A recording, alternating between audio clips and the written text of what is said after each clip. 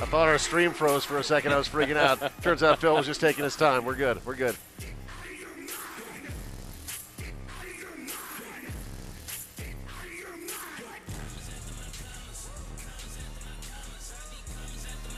All right, early assessment here, 24 hours. And what do you think, Larry? I think he's right where he was, Dave. I think this is probably the best version of Phil that we've seen. There is a roundness and a fullness to his muscle bellies that you just don't see very often. And I don't mean at this contest, I mean very often, period. He literally has a three-dimensional effect to his body.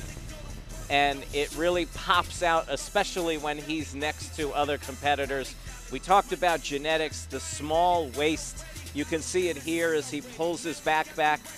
And we should note that for people that think, oh, everything comes easy to Phil because he's got great genetics, let's not forget he was a guy who was widely criticized, no pun intended, for not having a good back. That's where he would never be able to be Mr. Olympia. Now he has one of the best backs in the sport. So a lot of hard work goes into this no matter how good your genetics are. And conditioning is hard for everybody to come by without a lot of hard work. So I think Phil's put the work in.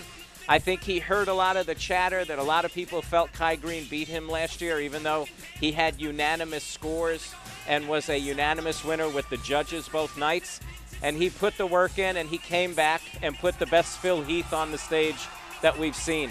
This is more like a combination of the last 2 years. He has the fullness that he had last year and then some, but he's got the conditioning like he had 2 years ago that everybody raved about. So I think he will capture his third Mr. Olympia. I don't think I'm going out on a big limb there, and maybe even create more distance between him and the field if he continues to come in like this.